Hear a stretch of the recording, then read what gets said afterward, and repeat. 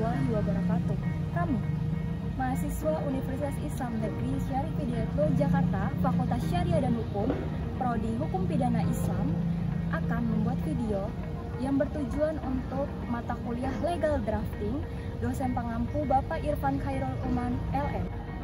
Izinkan saya sebagai moderator dari kelompok 10 dengan judul Praktikum Penyusunan Peraturan Perundang-undangan bagian 2. Saya Elvira Aulia Winata dengan NIM 1119045400000. Dan berikut adalah perkenalan dari kelompok kami.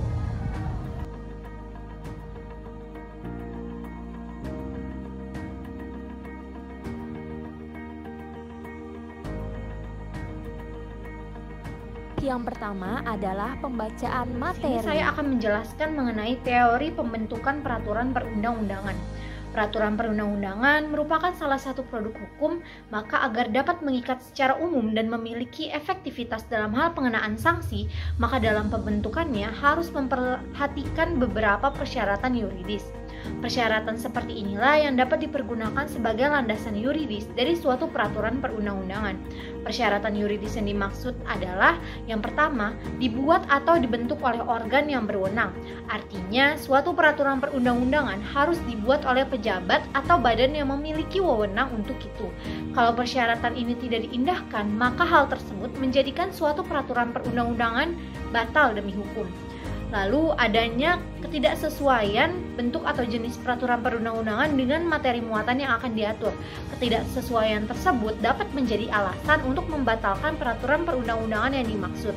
Misalnya, kalau di dalam Undang-Undang Dasar Negara Republik Indonesia tahun 1945 menegaskan bahwa suatu ketentuan akan dilaksanakan dengan undang-undang, maka hanya dalam bentuk undang-undanglah hal tersebut harus diatur. Lalu yang kedua, adanya prosedur atau tata cara pembentukan yang telah ditentukan. Pembentukan suatu peraturan perundang-undangan harus melalui prosedur dan tata cara yang telah ditentukan. Misalnya, suatu rancangan undang-undang dibahas oleh Dewan Perwakilan Rakyat dan Presiden untuk mendapatkan persetujuan bersama. Peraturan daerah ditetapkan oleh kepala daerah setelah mendapat persetujuan bersama Dewan Perwakilan Rakyat daerah. Dalam rangka pengundangan juga harus ditentukan tata caranya. Misalnya, undang-undang diundangkan dalam lembaran negara agar mempunyai kekuatan mengikat atau kekuatan hukum mengikat. Yang ketiga, tidak boleh bertentangan dengan peraturan perundang-undangan yang lebih tinggi tingkatnya. Sesuai dengan pandangan Stephen Bow teori, peraturan perundang-undangan mengandung norma-norma hukum yang sifatnya hierarki. Artinya, suatu peraturan perundang-undangan yang lebih tinggi tingkatnya merupakan norma dasar bagi peraturan perundang-undangan yang lebih rendah tingkatnya. Oleh sebab itu, peraturan perundang-undangan yang lebih rendah tingkatnya tidak boleh melanggar kaidah hukum yang terdapat di dalam peraturan perundang-undangan yang lebih tinggi tingkatnya. Selain landasan filosofis, sosiologis, dan yuridis, masih terdapat landasan lain, yaitu landasan teknik perancangan. Landasan yang terakhir ini tidak boleh diabaikan dalam membuat peraturan perundang-undangan yang baik karena berkaitan erat dengan hal-hal yang menyangkut kejelasan perumusan, konsistensi dalam mempergunakan peristilahan dan sistematika, dan penggunaan bahasa yang jelas. Penggunaan landasan ini diarahkan kepada kemampuan person atau lembaga dalam merepresentasikan tuntutan dan dukungan ke dalam produk hukum yang tertulis, yakni peraturan perundang-undangan. Purnadi Purbacaraka dan Surjono Sukanto memperkenalkan 6 asas undang-undang, yaitu yang pertama, undang-undang tidak berlaku surut. Yang kedua, undang-undang yang dibuat oleh penguasa yang lebih tinggi mempunyai kedudukan yang lebih tinggi. Yang ketiga, undang-undang yang bersifat khusus mengesampingkan undang-undang yang bersifat umum atau lex specialis derogat legi generalis. Yang keempat, undang-undang yang berlaku belakangan membatalkan undang-undang yang berlaku terdahulu. Yang kelima, undang-undang tidak dapat diganggu-gugat. Dan yang keenam, undang-undang sebagai sarana untuk semaksimal mungkin dapat mencapai kesejahteraan spiritual dan material bagi masyarakat maupun individu melalui pembaharuan atau pelestarian. Menurut Undang-Undang Nomor 12 Tahun 2011 Pasal 5 tentang pembentukan peraturan perundang-undangan, dalam membentuk peraturan perundang-undangan harus dilakukan berdasarkan pada asas pembentukan peraturan perundang-undangan yang baik, yaitu meliputi yang pertama kejelasan tujuan, yang kedua kelembagaan atau pejabat pembentuk yang tepat, yang ketiga kesesuaian antara jenis, hierarki dan materi muatan, yang keempat dapat dilaksanakan, yang kelima kedayagunaan dan kehasil gunaan, yang keenam kejelasan rumusan, dan yang terakhir keterbukaan.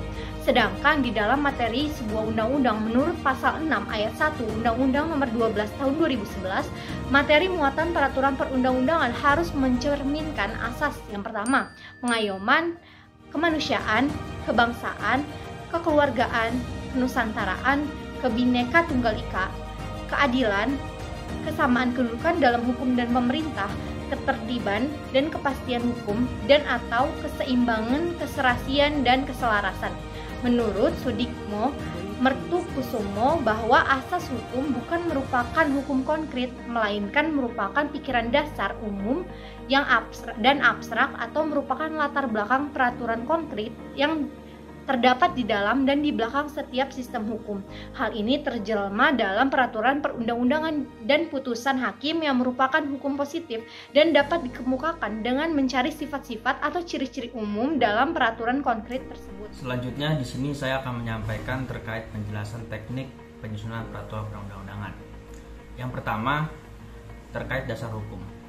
Dasar hukum peraturan perundangan terdapat pada Undang-Undang Nomor 12 Tahun 2011 Bab 6 Pasal 64 sebagai berikut bahwa 1. Penyusunan rancangan peraturan perundang-undangan dilakukan sesuai dengan teknik penyusunan peraturan perundang-undangan.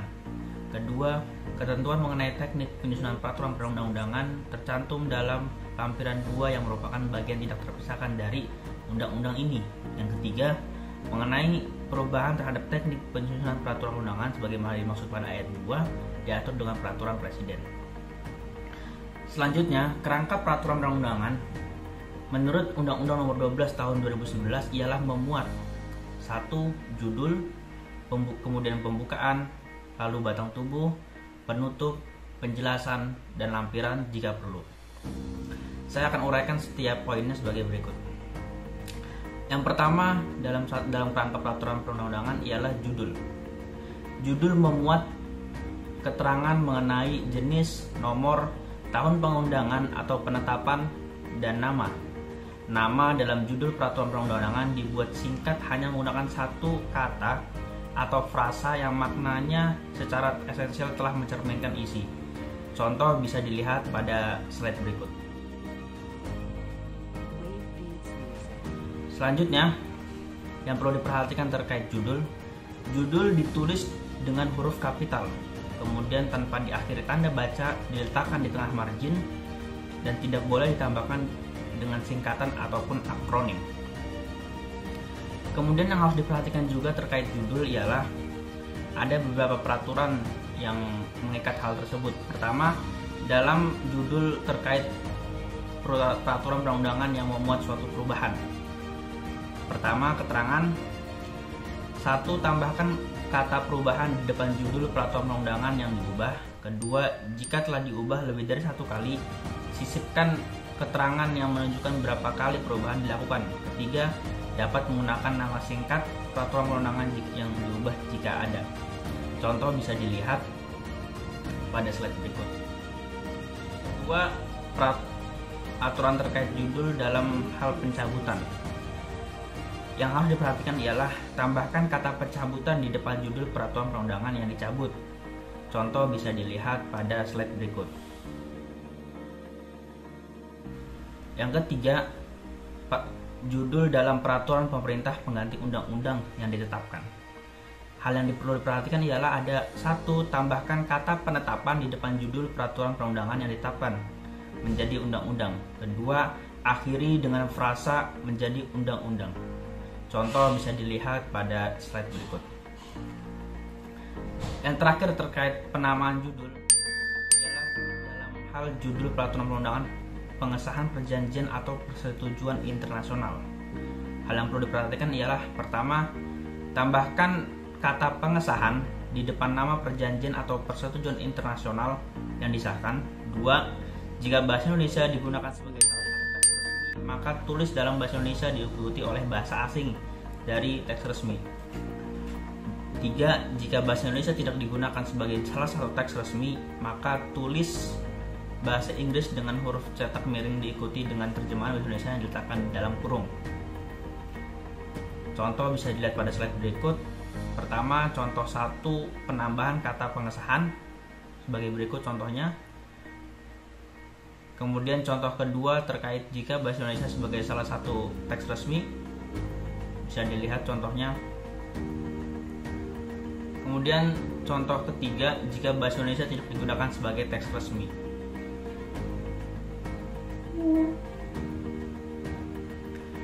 Kemudian yang kedua dari kerangka peraturan perundang-undangan ialah pembukaan. Pembukaan peraturan perundang-undangan ini terdiri dari 1. Frasa dengan rahmat Tuhan yang Maha Esa. 2. Jabatan pembentuk peraturan perundang-undangan. 3. Konsideran. 4. Dasar hukum. Yang terakhir diktum.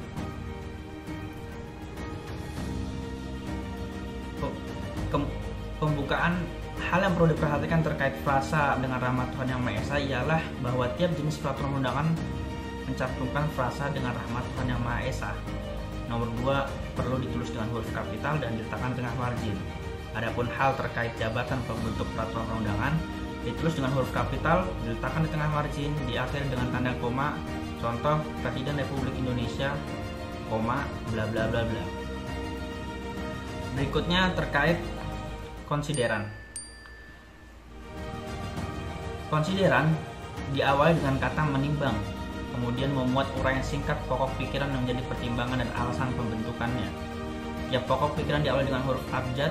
4 pokok pikiran dirumuskan dalam satu kalimat yang diawali dengan kata bahwa, diakhiri dengan tanda baca titik, koma. Jika konsideran memuat lebih dari satu pertimbangan, terakhir berbunyi sebagai berikut: menimbang A bahwa bla bla bla, B bahwa bla bla bla, B bahwa bla, C bahwa bla bla bla, D bahwa berdasarkan pertimbangan sebagaimana dimaksud dalam huruf C, huruf A, huruf B dan huruf C perlu membentuk undang-undang tentang bla bla bla bla. Kemudian dalam konsideran juga peraturan pemerintah, perpres dan perda yang bersifat pendelegasian harus cukup memuat satu pertimbangan dan mengisi uraian singkat mengenai perlunya ketentuan dari peraturan perundangan yang memerintahkannya. Sedangkan dalam undang-undang, peraturan daerah provinsi, peraturan daerah kabupaten atau kota, konsideran perlu memuat unsur filosofis, sosiologis, dan yuridis yang ditulis secara berurutan. Kemudian terkait dasar hukum dalam pembentukan peraturan perundangan diawali dengan kata mengingat, yang mana memuat dasar kewenangan pembentuk peraturan perundangan. Kemudian memuat peraturan perundangan yang memetakan pembentukan peraturan perundang-undangan. Selanjutnya terkait penjelasan dasar hukum dalam pembukaan peraturan perundangan bisa dilihat pada slide berikut. Kemudian selanjutnya diktum. Diktum terdiri atas kata memutuskan, kemudian menetapkan, dan jenis dan nama peraturan perundangan. Selanjutnya dari kerangka peraturan perundang-undangan ialah batang tubuh. Batang tubuh memuat semua substansi peraturan yang dirumuskan dalam pasal-pasal, pengelompokan, pengundangan atau penetapan peraturan perundang-undangan, dan akhir bagian dari penutup. Selanjutnya dalam kerangka peraturan perundangan ialah penjelasan. Penjelasan bisa dilihat uraiannya pada slide berikut. Kemudian yang terakhir, lampiran dalam kerangka peraturan perundangan. Lampiran dalam kerangka peraturan dalam hal peraturan perundangan memerlukan lampiran. Hal tersebut dinyatakan dalam batang tubuh bahwa lampiran dimaksud merupakan bagian yang tidak terpisahkan dari peraturan perundang-undangan. Selanjutnya, kelompok kami akan menjawab pertanyaan-pertanyaan yang diajukan oleh kelompok kami. Mengenai masalah sosial masih seringkali terjadi, khususnya di masyarakat Indonesia. Permasalahan sosial adalah menjadi benang kusut yang sangat sulit diperbaiki keteraturannya.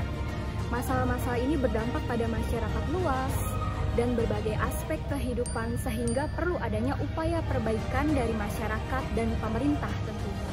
Contoh yang paling aktual di Indonesia tentunya adalah kemiskinan. Karena seperti yang kita tahu, data sudah mencatat di tahun 2006 setidaknya ada 39,05 juta jiwa atau sekitar 17,75% orang yang kekurangan atau miskin di Indonesia. Tentunya peraturan perundang-undangan diperlukan di sini. Sebagai contoh, di dalam Undang-Undang 11 tahun 2009 tentang Kesejahteraan Sosial dan juga Peraturan Daerah Kota Magetan nomor 4 tahun 2019 yang menyatakan bahwa perlunya ada program-program dari pemerintah, peraturan daerah, dan juga swasta, lalu ada rehabilitasi dan pemberdayaan. Di sini saya akan menyampaikan kritik terhadap Undang-Undang Nomor 11 Tahun 2009 tentang kesejahteraan sosial. Sebagaimana telah dijelaskan sebelumnya, salah satu permasalahan yang sampai saat ini masih menjadi PR bagi bangsa Indonesia ialah kesenjangan sosial, yang mana dalam hal ini pemerintah telah berusaha untuk menanggulanginya dengan mengeluarkan Undang-Undang Nomor 11 Tahun 2009 tentang kesejahteraan sosial. Namun, apabila kita melihat isi dari Undang-Undang tentang kesejahteraan sosial tersebut, maka kita akan menemukan beberapa hal yang agaknya perlu kita evaluasi bersama. Apabila kita melihat tujuan dari dikeluarkannya Undang-Undang tentang kesejahteraan sosial tersebut, maka kita akan menemukan satu poin penting yang bisa kita garis bawahi bersama, yaitu untuk mencerdaskan bangsa, yang tentu sangat erat korelasinya dengan kemiskinan yang dianggap sebagai salah satu kriteria masalah sosial sebagaimana termaktub pada pasal 5 ayat 2 poin A. Namun yang menjadi permasalahan adalah sayangnya penyelenggaraan kesejahteraan sosial cenderung untuk melupakan betapa pentingnya pendidikan dalam menanggulangi kesenjangan sosial. Hal ini dibuktikan dengan tidak adanya satu pasal pun yang memperhatikan secara spesifik akan pendidikan, kesejahteraan pendidikan bagi masyarakat. Padahal, apabila kita melihat data terakhir pada tahun 2019 yang dimiliki Tim Nasional Percepatan Penanggulangan Kemiskinan atau TNP2K, dikatakan bahwa jumlah anak usia 7-12 tahun yang tidak bersekolah mencapai sekitar 1.200.000-an. Untuk kategori usia 13-15 tahun, di 34 provinsi, jumlahnya mencapai sekitar 900.000-an anak. Sementara usia 16-18 tahun, ada sekitar 2.400.000-an anak. Kemudian hal tersebut juga menghantarkan kita pada permasalahan selanjutnya, yaitu daerah-daerah di Indonesia, terutama daerah-daerah terpencil, yang masih belum layak fasilitas pendidikannya. Hal ini dibuktikan dengan statement dari Menteri Pendidikan dan Kebudayaan pada tahun 2014 lalu yang mengatakan bahwa ada 75% sekolah di Indonesia yang fasilitasnya belum memenuhi standar. Yang tentu saja seharusnya dapat diatasi dengan undang-undang tentang kesejahteraan sosial ini. Gitu. Namun sayangnya, lagi-lagi, undang-undang kesejahteraan sosial ini hanya sebatas memfasilitasi penyelenggara kesejahteraan sosial seperti yang termaktub pada pasal 35. Sekian video dari kelompok kami, kelompok 10. Semoga yang menontonnya dapat menambah wawasan dan bermanfaat bagi kita semua. Wallahu muwaffiq ila aqwamit thoriq. Wassalamualaikum warahmatullahi wabarakatuh.